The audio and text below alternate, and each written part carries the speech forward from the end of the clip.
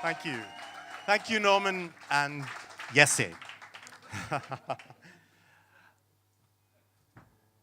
Am Tag, am Dame, die Lotus blüht, on the day when the lotus bloomed. Alas, my mind was straying, and I knew it not. My basket was empty, and the flower remained unheeded. Only now and then, a sadness fell upon me, and I started up from my dream and felt a sweet trace of a strange fragrance blowing in the south wind. That vague sweetness made my heart ache with longing, and it seemed to me as it was the breath of the summer seeking for its completion. I knew not then that it was so near, that it was mine, and that perfect sweetness had blossomed in the depth of my own heart.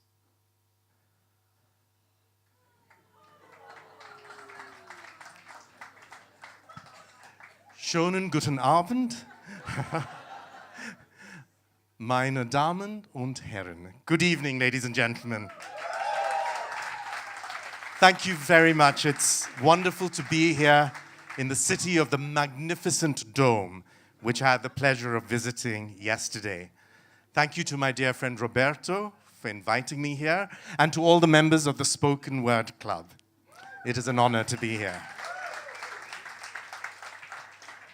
I am from Malaysia and of Indian descent, and I opened with a poem, a favorite poem of mine, from the Indian poet Rabindranath Tagore, who won the Nobel Prize for Literature in 1913.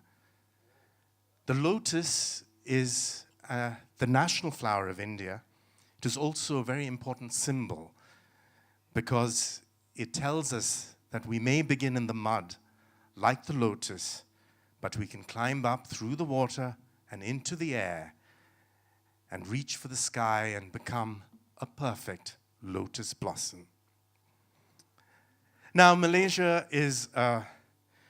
was a colony of the British some 50 plus years ago, and their influence is strong, stronger in some than others.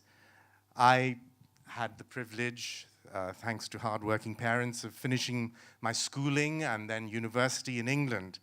So in Malaysia, I'm often called a coconut because I'm brown on the outside, but white or English on the inside.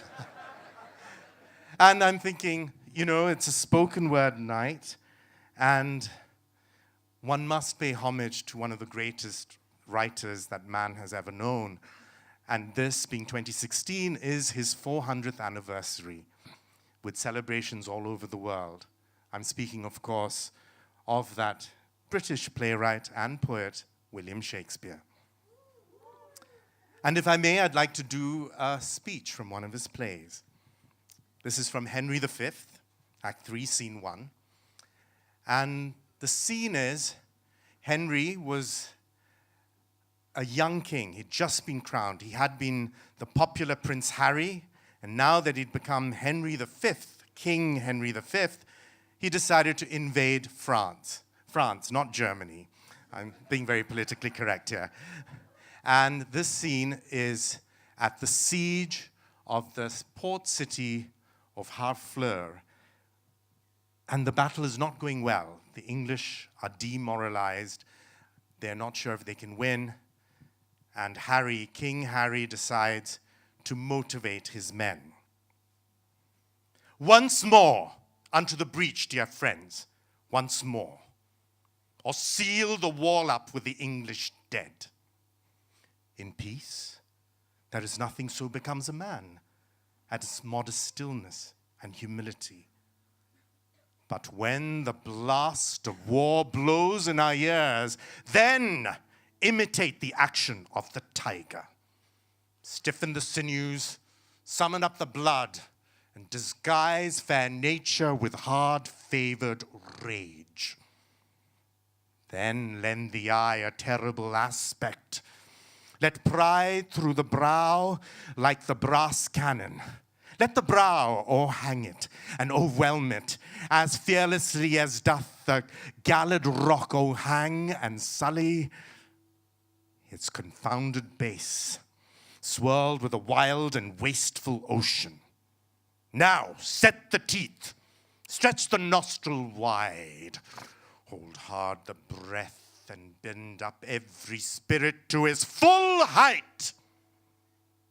On, you noblest English, whose blood is fet with fathers of war-proof, fathers who, like so many Alexanders, hath in these parts fought from morn to even, and sheathed their swords for lack of argument.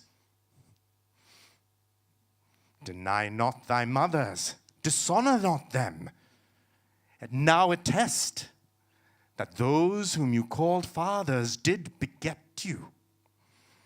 Be copy now to men of grosser blood, and teach them how to war. And ye, good yeomen, whose limbs were made in England, show to us here the mettle of your pasture. Let us swear that you are worth your breeding, which I doubt not. For there is none of you so mean and base that hath not noble luster in your eyes. Ha ha! I see you stand like greyhounds at the slips, straining upon the start. The game's afoot. Follow your spirit, and upon this charge, cry God for Harry, England, and St. George!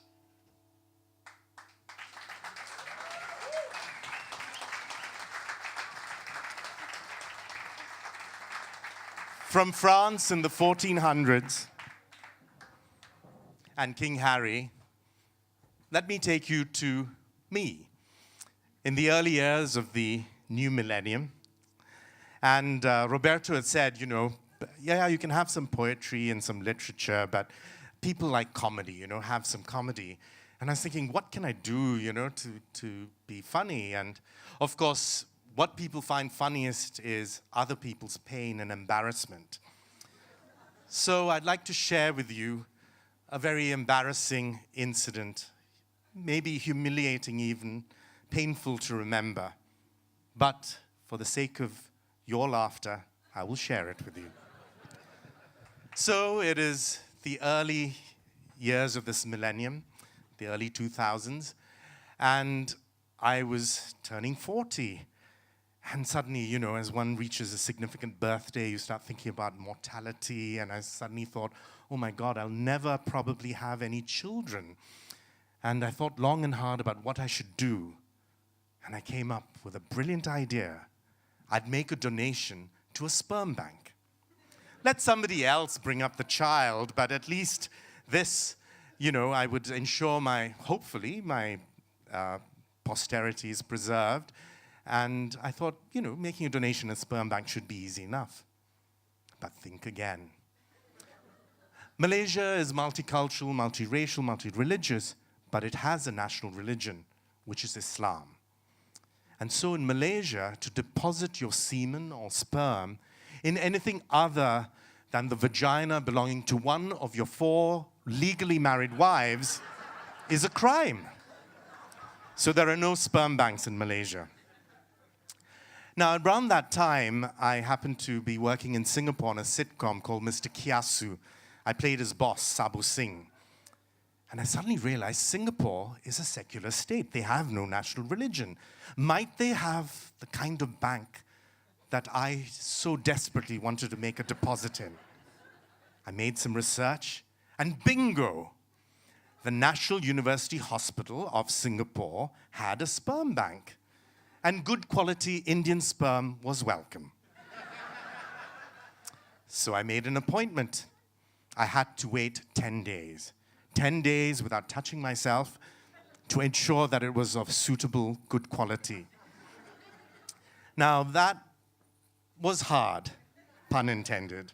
Towards the end, wearing boxer shorts was not an option. But I made it. And there I was, in this long corridor with different clinics opening out before the androgyny clinic for men, where you had to make the deposit. There was a nurse behind the counter, a long, thin Chinese lady with horn-rimmed glasses. Her badge said her name was Nurse Tan.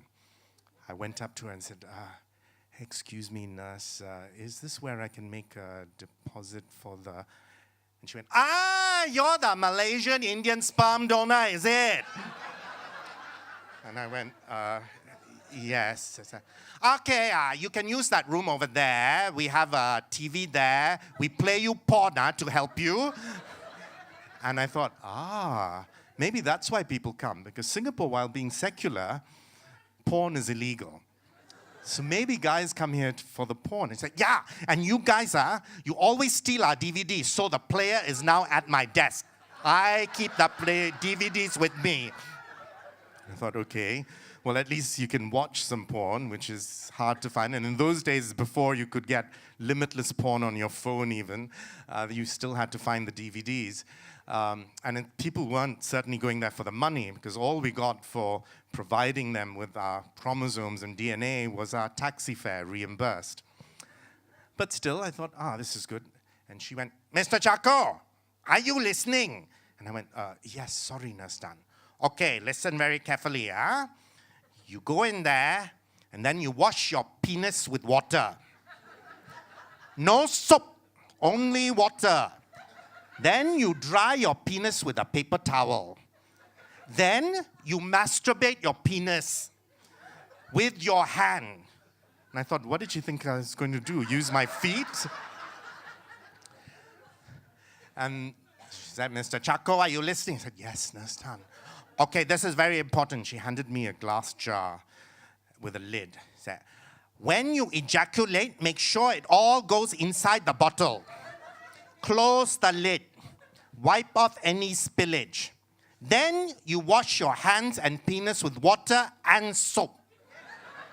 Then you come and place the bottle on this tray. This tray, no other place. This tray. Place the bottle on this tray. I said, yes, Nurse Tan. You understand? I said, yes, I understand. Okay, go in the room. So I went in the room, shut the door. It was, a comfortable room. It had a big sofa, and there's a big flat screen TV there, and with a cord running through a hole in the wall, no doubt going to the DVD player on Nurse Tan's desk. There was an attached bathroom. I went into the bathroom, had a pee, and did the necessary washing with only water and drying with a paper towel. Then I came back and took off my trousers, my underpants, and sat down on the sofa and immediately got up. I thought, was the sofa a little bit damp? Maybe the previous occupant had missed the bottle. I didn't want to investigate too closely, so I found a lot of paper towels and I spread it on the sofa and sat back down. And right on cue, the screen came alive, and there were lots of good-looking, olive-skinned people in an over-decorated mansion. And I thought, a South American gangbang. Excellent. I sat there with my hand on my penis, ready, waiting for the action to begin so I could finish. But I waited, and no real action was happening. There's lots of sort of smoldering looks and flirting, but no real action. And suddenly I thought, I'm feeling a little stupid sitting there with my limp dick in my hand. Was there a secret camera? Am I being filmed? Is Nurse Tan watching me? I quickly put on my trousers and went outside. Oh, Mr. Chacko, you finished already? I said, no, Nurse Tan. Actually, Nurse Tan, could you fast forward the DVD, please?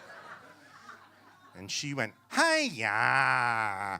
I didn't know what that meant. Was she, annoyed? Or was she like, oh, no, not again? Or was she complaining about my limp dick that she'd just been watching? Anyway, she pressed down hard on the fast-forward button, And I went, okay, time to go back. I opened the door, and everybody in the hospital could hear 20 Latinos about to have an orgasm. I quickly shut the door behind me. Wow, they were wild. They were going at it like animals on the screen. I sat down. I was ready to explode. Yeah, Nurse Tan, I'm going to give you a show. And then, shit, where's the bottle? Oh no, what have I done with the bottle? Have I left it outside? Chacko, calm down. Just think back step by step. What did you do with the bottle? I'd left it in the bathroom. I went to the bathroom, and sure enough, there it was. I grabbed it, unscrewed the lid, came back, sat down, got the bottle in position, and looked up at the screen to see the end credits. I'd missed everything. All the action was over. Thought, oh no, I can't go outside and ask Nurse Tan to rewind the DVD. No. I said, Chacko, you can do this. You can rewind in your head. It's been 10 days. You can do it. And sure enough, I could. Phew. I closed the jar with the lid, wiped if there was any whatever needed wiping, washed my hands with soap and water and my penis, put on my trousers, went outside, placed the jar on the tray, got my taxi fare reimbursed, and went home. The things one does for one's children.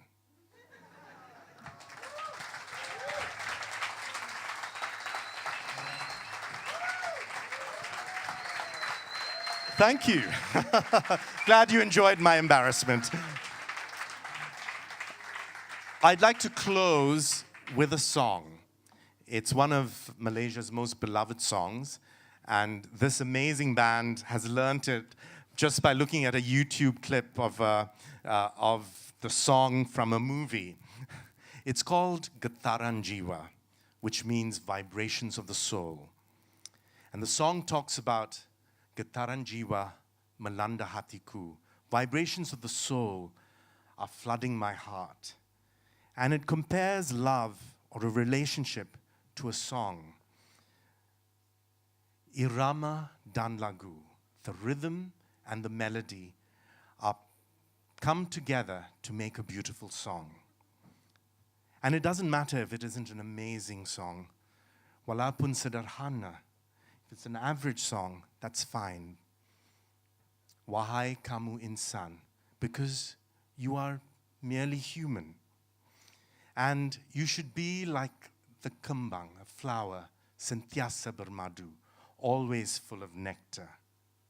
But andai dipisah, should you separate the song, the melody, from the rhythm, then you become lemah, weak, tiada berjiwa, soulless, and hampa, empty. Getaran Jiwa, ladies and gentlemen.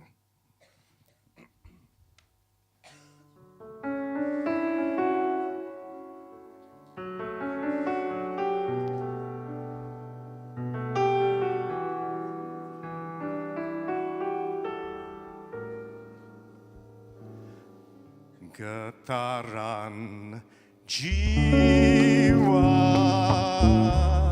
melanda hatiku, tersusun nada irama dan lagu, walau hanya sederhana tetapi tak mengapa, moga dapat membangkitkan. Sedarlah wahai kamu insan,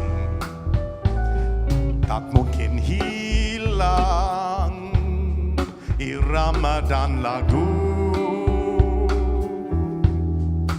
bagaikan kembang sentiasa bermadu. Andai dipisah lagu dan irama, lemah tiada berjiwa, hampa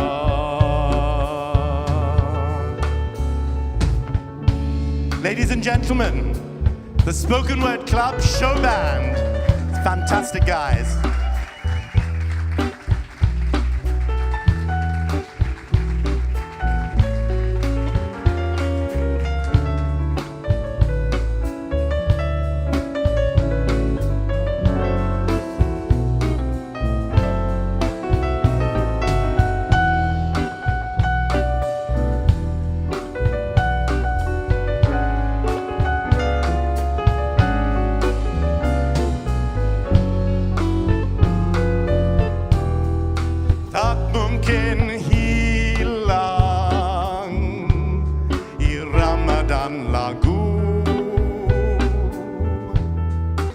Bagaikan kembang sentiasa bermadu.